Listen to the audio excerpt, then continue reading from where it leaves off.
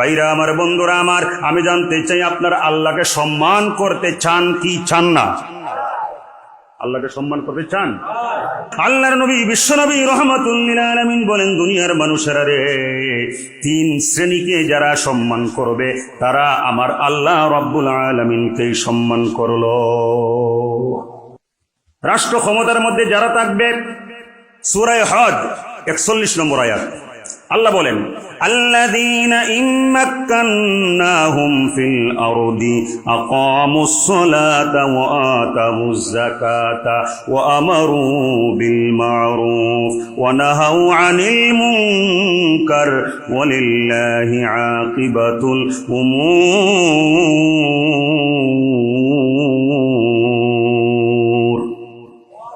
আল্লাহ বলেন, আল্লাযীনা ইম্মাক্কান্নাহুম ফিল আরদ, যাদেরকে আমি রাষ্ট্র ক্ষমতা দান করেছি তাদের 4টা কাজ। কয়টা কাজ?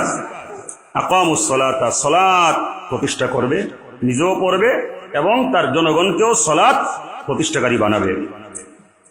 ওয়া আতাউজ যাকাত, যাকাত আদায়কারী হবে। ওয়া আমারু বিল মা'রুফ, মানুষকে ভালো কাজ করার নির্দেশ দিবে। ওয়া নাহাউ আনিল মুনকার, মন্দ কাজ বর্জন করতে তাদেরকে উৎসাহিত করবে, দাওয়াত দিবে। এই ভালো এবং মন্দ এই দুইটার মধ্যে দুনিয়ার সব কিছু প্রবেশ করে ফেলেছে। সম্মানিত ভাইরা, এইগুলা হচ্ছে রাষ্ট্রনায়কদের কাজ। এই কাজগুলা যারা করবে, ভাইরা আমার, বন্ধুরা আমার, আল্লাহর নবী বিশ্বনবী রাহমাতুল লিল আলামিন বলেন, দুনিয়ার মানুষেরা রে, এমন একটা দিন আসবে যেদিন আরশে আজিমের ছায়া ব্যতীত আর কোনো ছায়া থাকবে না। সুবহানাল্লাহ কোন না? আরশে আজিমের ছায়া আপনি আমি পেতে চাই কি চাই না? ভাইরা আমার, আল্লাহর নবী বিশ্বনবী রাহমাতুল লিল আলামিন বলেন, সাবআতুন ইয়াযিল্লুহুমুল্লাহু ফি যিল্লিহি ইয়াওমা লা যিল্লা ইল্লা যিল্লু, যেদিন আরশে আজিমের ছায়া ব্যতীত আর কোনো ছায়া থাকবে না, ওই দিন 7 প্রকারের মানুষকে আল্লাহ রাব্বুল আলামিন আরশে আজিমের ছায়া তলে জায়গা দিবেন। আর 1 নম্বরে আল ইমামুল আদিল, যারা ন্যায় পরায়ণ শাসন করতে হবে, আল্লাহ রাব্বুল আলামিন তাদেরকে আরশে আজিমের ছায়াতলে জায়গা দিবে। আরেকটু জোরে কোন সুবহানাল্লাহ। তাহলে ন্যায় পরায়ণ শাসন করতে হতে চাই না? চাই না।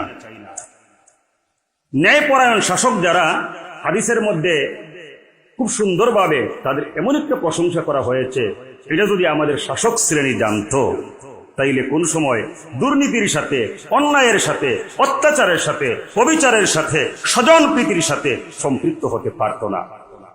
কি সুন্দর কথাটা! ভাইরা আমার, বন্ধুরা আমার, আল্লাহর নবী বিশ্বনবী রাহমাতুল লিল আলামিন বলেন, ইন্না মিন ইজলালিল্লাহি তাআলা ইকরামা বিশ-শাইবাতিল মুসলিম ওয়া হামিলিল কুরআনি ওয়াইরিল গালিফি ওয়াল জাফি আনহু ওয়া ইকরামা যিস-সুলতানিল মুকসিত। ভাইরা আমার, বন্ধুরা আমার, আমি জানতে চাই আপনারা আল্লাহকে সম্মান করতে চান কি চান না? আল্লাহকে সম্মান করতে চান? ভাইরা আমার, বন্ধুরা আমার, আল্লাহর নবী বিশ্বনবী রাহমাতুল লিল আলামিন বলেন, দুনিয়ার মানুষেরা রে, 3 শ্রেণীকে যারা সম্মান করবে তারা আমার আল্লাহ রাব্বুল আলামিনকেই সম্মান করলো। আরেকটু জোরে কোন সুবহানাল্লাহ।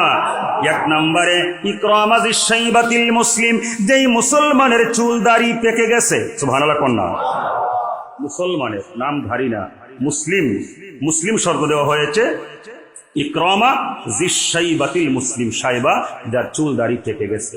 আমার ভাইরা, যেই মুসলমানের চুল দাড়ি পেকে গেছে তারে যেই ব্যক্তি সম্মান করবে, সে যদি আল্লাহর বিধান মেনে চলে, ওই মুরব্বী মুসলমানকে যেই ব্যক্তি সম্মান করবে সে যেন আল্লাহকেই সম্মান করলো। যুবক ভাইরা, যখন বাসের মধ্যে উঠবেন লক্ষ্য রাখবেন কোন মুরব্বী আপনার পাশে দাঁড়িয়ে আছে, সিটের থেকে উঠটা মুরব্বীরে সিটটা দিয়ে দিবেন।